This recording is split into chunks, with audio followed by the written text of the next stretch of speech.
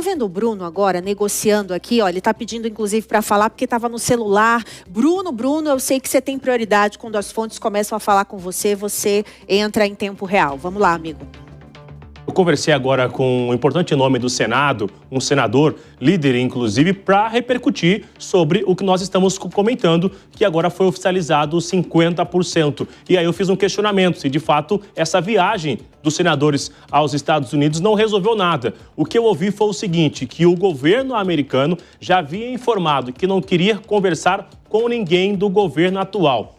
Como essa comitiva tem representantes do governo brasileiro que foram juntos para ter essa conversa, isso dificultou uma recepção. O que o governo americano esperava conversar era, ainda que fossem representantes do Congresso, do Senado, que fossem nomes não ligados ao governo brasileiro. Então já era aguardado que não fosse ter nenhuma resposta, já que os nomes que foram lá não representam uma oposição ou um nome que não seja ligado na raiz. A gente viu lá nomes que são líderes do governo no Congresso, inclusive, no Senado Federal. Então, a justificativa neste momento é que esta comitiva não teve resultado porque, de fato, os representantes que estavam lá representavam oficialmente a imagem do presidente Lula.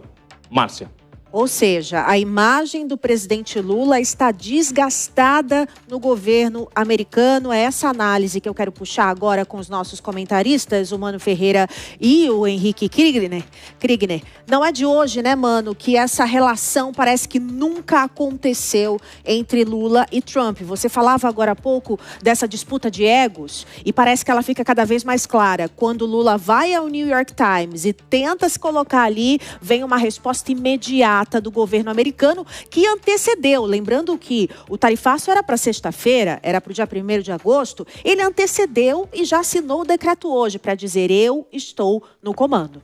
Exatamente, Márcio. O presidente americano Donald Trump, ele tem uma postura imprevisível e que se coloca como se fosse, digamos assim, o líder do colégio da turma dos bulinadores, né? Ele é um buller, no sentido de que já vimos cenas em que ele recebeu chefes de Estado, inclusive Volodymyr Zelensky da Ucrânia, na própria Casa Branca para humilhar publicamente diante de toda a imprensa internacional o seu interlocutor, que é uma postura que vai contra qualquer manual de diplomacia. Donald Trump rasga os protocolos diplomáticos e acaba se comportando muito mais em nome do seu próprio ego do que em nome dos interesses americanos. Vale lembrar, a imposição de tarifas é prejudicial para os produtores brasileiros, os exportadores que negociam com os Estados Unidos, mas também é prejudicial para os próprios americanos. Na prática, a imposição de tarifas significa uma punição aos consumidores americanos. Eles passam a se tornar obrigados a pagar mais caro pelo café, pelo suco de laranja, pelos componentes da Embraer, que são vendidos no mercado americano. Ou seja, tarifas não são algo positivo, não são algo bonito, como o presidente Donald Trump gosta de repetir muitas vezes. Na verdade, tarifas são uma forma do governo impor uma restrição à liberdade de comércio. O presidente Donald Trump, na prática, se comporta, na essência, como alguém anticapitalista. Porque o capitalismo que foi liderado globalmente pelos Estados Unidos ao longo de todo o século XX, ele é caracterizado pela compreensão do comércio como um jogo de ganha-ganha, como uma negociação em que todos os lados envolvidos se beneficiam. O modo como Trump se comporta, na prática, nega a tradição capitalista dos Estados Unidos. Ele não faz mais negociações multilaterais, é só negociação bilateral. E complementando o que você falou sobre também prejudicar a economia americana, para vocês terem uma ideia, 80% da aviação regional americana é feita com jatos da Embraer. Então, todos os insumos, as peças, são enviadas aqui do nosso país e pode ser muito prejudicial também para o transporte americano, para a economia aérea ali. A inflação também pode aumentar lá dentro, nos produtos, sim, café, laranja, Então, realmente é uma situação delicada. Vamos chamar o Kriegner agora, porque eu quero destacar uma fala do Eliseu Caetano agora há pouco. O Kriegner, ele disse que existe um rumor em Washington que Estados Unidos pode romper definitivamente relações diplomáticas com o Brasil. E isso é muito perigoso, né? Muito perigoso, considerando a história de relacionamento entre Brasil e Estados Unidos. Os Estados Unidos foram o primeiro país a reconhecer a independência brasileira, mostrando aí uma aliança bastante histórica, perigoso em relação na questão econômica, porque nos prejudicaria muitíssimo. Os Estados Unidos é o nosso segundo maior parceiro comercial, apesar de nós não termos essa mesma equivalência na economia americana, os Estados Unidos ainda é muito importante para nós.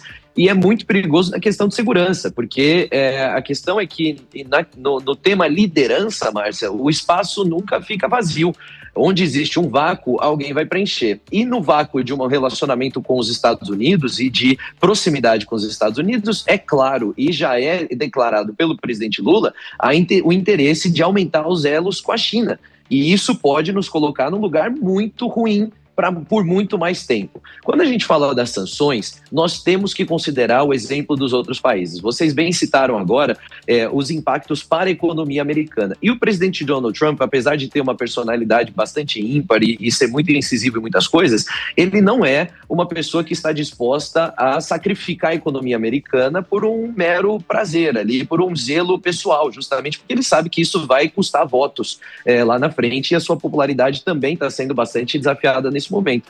Então, todas as vezes que tiveram bravatas ou acusações ou tentativas de fazer sanções contra outros países, logo isso se acertou através de conversas. Mas pelos motivos que a gente já trouxe aqui, ficou muito difícil do governo brasileiro de reconstruir essas pontes com o governo americano. Nós já falamos aqui das inúmeras falas do presidente Lula. Vamos lembrar também que a primeira-dama brasileira mandou um dos secretários talvez mais importantes do governo Lula, do governo Trump, que seria como ministro, tendo poder de ministro, mandou para aquele lugar, em alto e bom som, numa reunião preparatória para o G20, diante de outras lideranças ali, diante de toda a imprensa internacional. Então, nós não estamos falando de um país que estava quietinho, tranquilo e que agora está sofrendo uma violência por parte dos Estados Unidos. Não, não. Nós estamos falando de uma liderança política que provocou muito uma inimizade e uma reação por parte do governo americano. Podemos conversar se essa reação é desmedida, se ela deveria ser feita de outra maneira? Sim, mas o Brasil, nesse sentido, falou muito através do seu presidente, através da primeira-dama também, contra o presidente americano e contra os Estados Unidos, e agora nós estamos colhendo os frutos. E quem vai pagar a conta no fim do dia é o povo brasileiro. É o povo brasileiro que vai sofrer mais uma vez por conta dos desmandos e erros de política externa e interna também doméstica desse governo Lula que nós estamos vivendo aqui, Bruno.